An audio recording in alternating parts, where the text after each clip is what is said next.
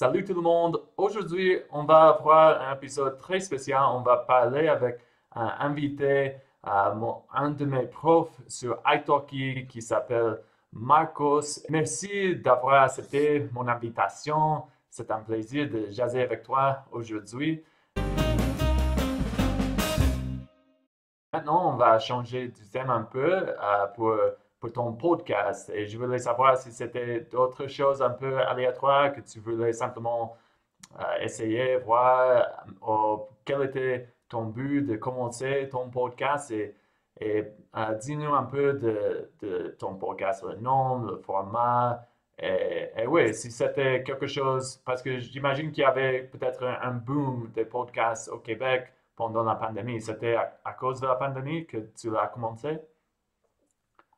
Oui, d'une certaine manière, notre podcast ne réinvente pas la roue. On est 100% de la vague, c'est-à-dire que, ben, tout d'abord, notre podcast s'appelle, pour ceux que ça intéresse peut-être, les podcasts impromptus.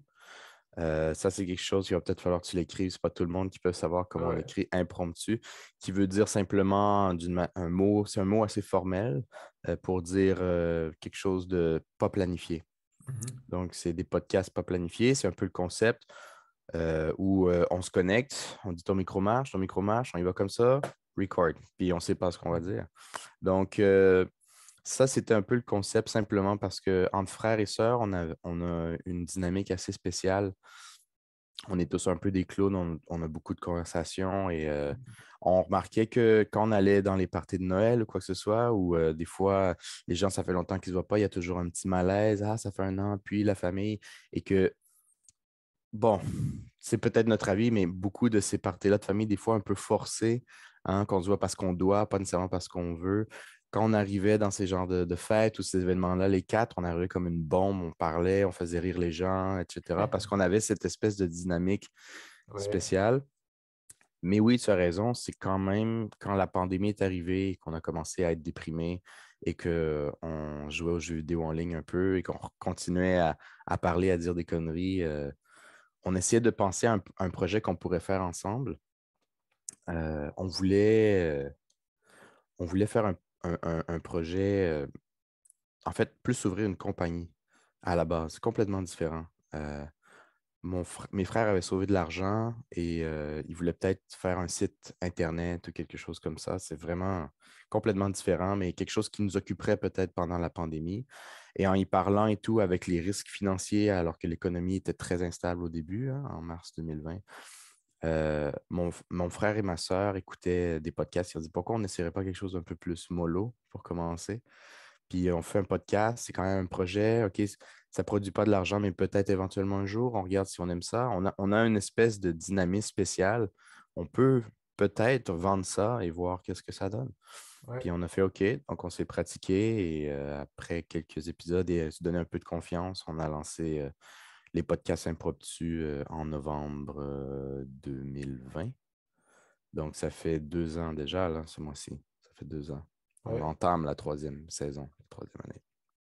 Et est-ce que tu savais qu'est-ce que c'était un podcast ou c'était quelque chose de nouveau pour toi? Parce que tu as mentionné que ta soeur et ton père, ton frère avaient l'idée, j'ai compris. Oui, oui, oui, oui. En fait, C'était quelque chose que tu écoutais des podcasts? non, non, en fait, on était quatre. On est quatre frères et sœurs, hein. Donc, OK. il y a moi, euh, le frère, dans l'épisode, on appelle le frère qui prend son bain, Felipe et Eva. Et c'était le deuxième et ma sœur qui écoutaient des podcasts. Moi et Felipe, qui sont deux des trois membres présents, on ne savait pas du tout c'était quoi. Moi, j'avais entendu le mot une fois, mais je ne savais même pas c'était quoi. J'en écoutais pas du tout. Donc, bonne question, effectivement. C'est eux qui ont commencé à nous faire écouter des podcasts et les podcasts les plus populaires à l'époque, ils sont toujours aujourd'hui. C'était Mike Ward sous écoute euh, et l'autre podcast qui écoute, c'était euh, Pantelis et Poseidon, je pense. Pantelis Live, quelque chose comme ça. Je m'excuse pour le nom du podcast parce que moi, je l'écoute toujours pas. Ils me l'ont fait écouter une fois. Moi, je n'avais pas accroché. Je les aime bien, mais mes frères sont fans. Moi, beaucoup moins. Mais j'ai commencé à découvrir l'univers des podcasts et c'est très varié. C'est vraiment juste comme des chaînes radio, mais que tu peux écouter quand tu veux, tu mets pause quand tu veux, quoi. Ouais. Et moi, j'ai fini par écouter beaucoup de podcasts, mais pas le genre de podcast qu'on fait. Nous, c'est du podcast discussion générale. On parle 1 heure et demie de tout et de rien. Et on a juste un bon moment. Le feeling qu'on essaye, nous, de vendre un peu, c'est comme si tu étais autour d'un feu de camp et que tu étais autour de nous et que nous, on discutait et que on disait quelque chose autour d'un feu. C'est juste ça le sentiment qu'on veut produire. Donc, on ne s'attend pas à ce que quelqu'un se connecte, regarde notre podcast comme ça, super concentré, qui écoute tout ce qu'on dit. Non, mais ça en fond. S'il y a une blague qui te fait rire, relax, c'est vraiment casual, c'est vraiment relax comme ambiance qu'on veut faire.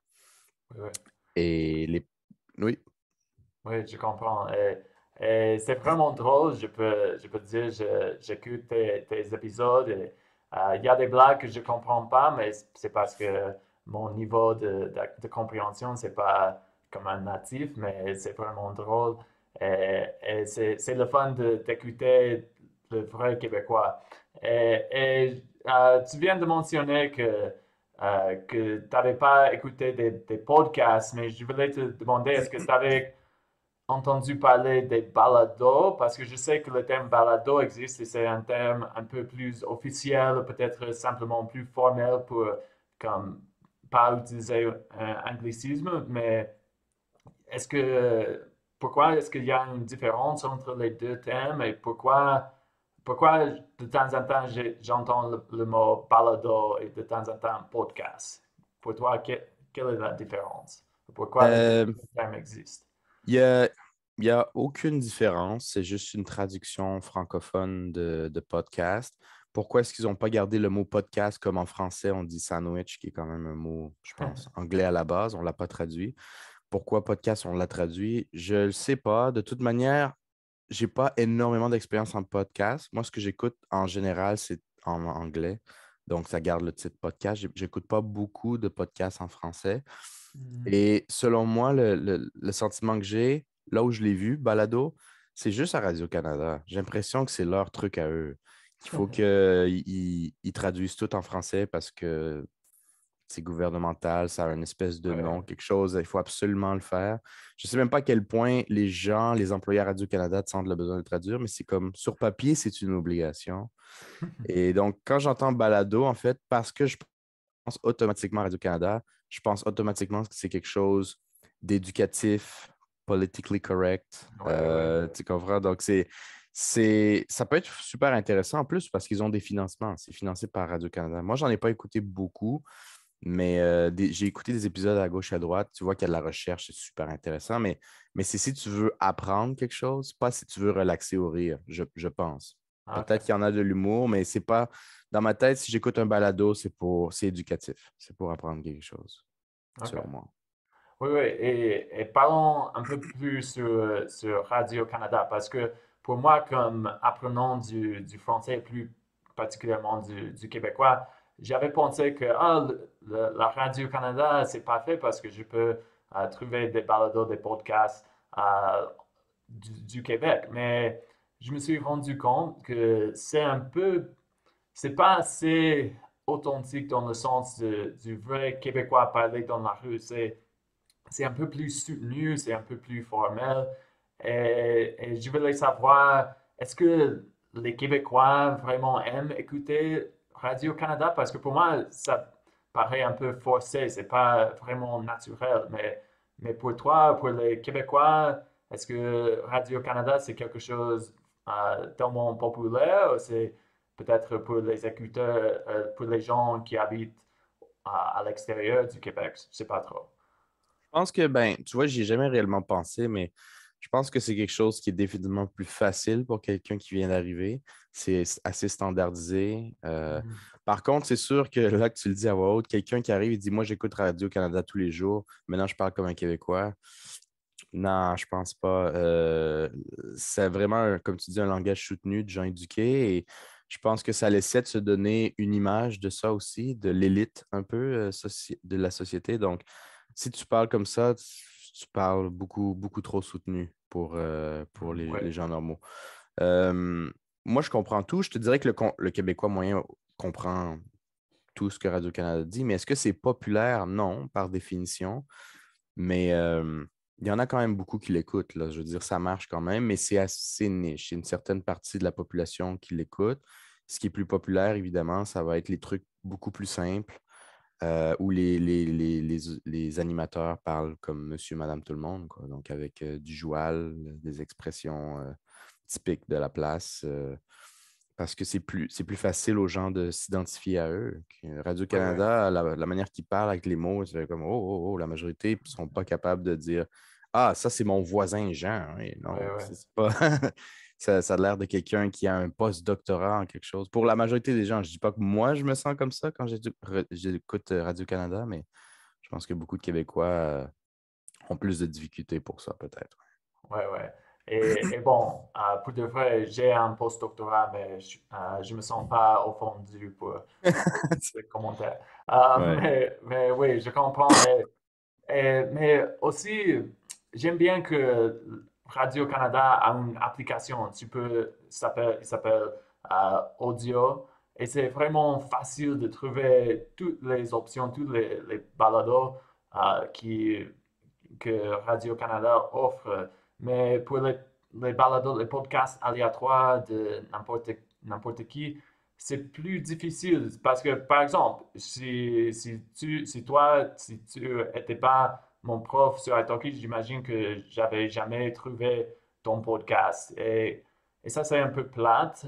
Est-ce que tu penses que il y a une meilleure façon de trouver des podcasts qui sont vraiment québécois, pas de Radio-Canada? Comment les gens normalement vont trouver un nouveau podcast du Québec?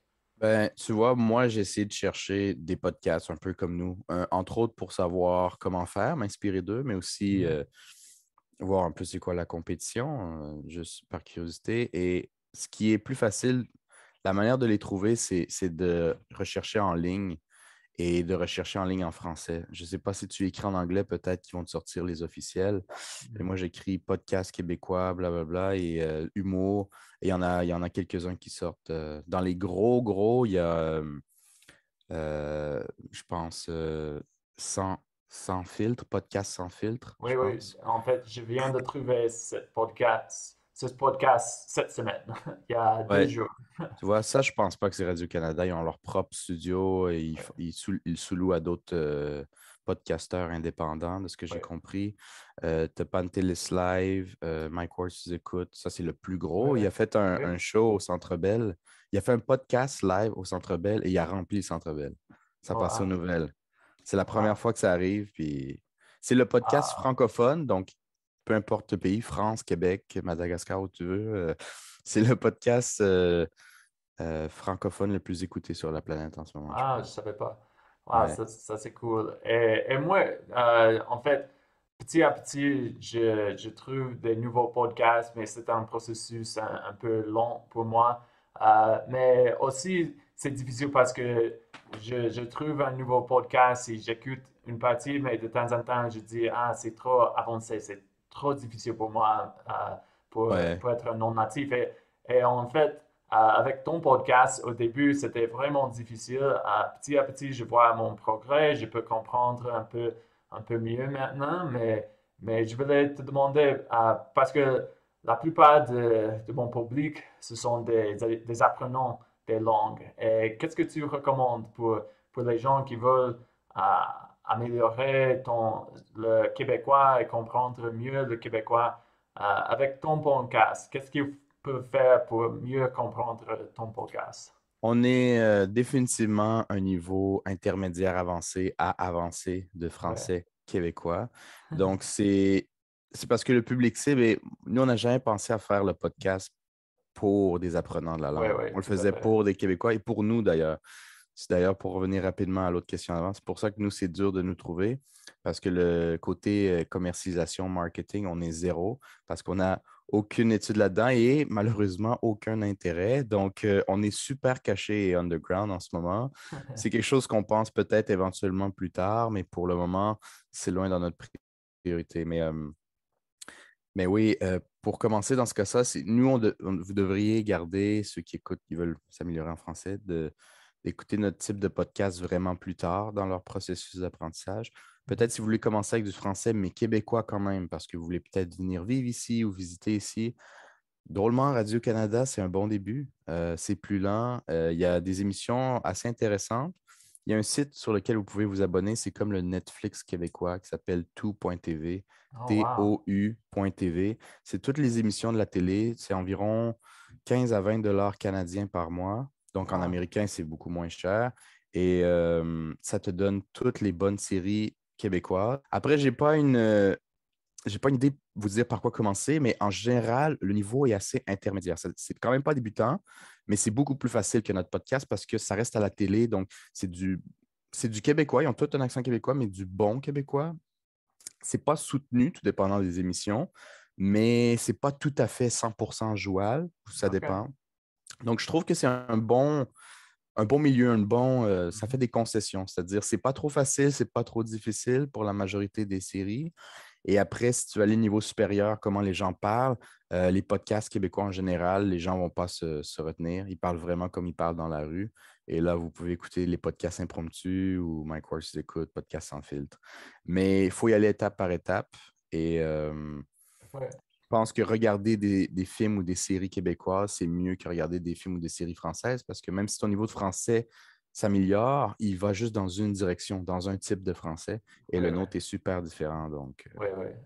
Précisément, le québécois informel, c'est vraiment différent. ouais, exact. Et bon, Marcos, pour être honnête, j'avais l'idée de commencer un podcast moi-même, pas faire une chaîne de YouTube, parce que j'aime bien les podcasts, c'est ma façon de vraiment apprendre les langues, mais j'avais aucune idée qu'est-ce qu'il fallait faire pour, euh, pour avoir un podcast. Et je voulais te demander, tu avais mentionné que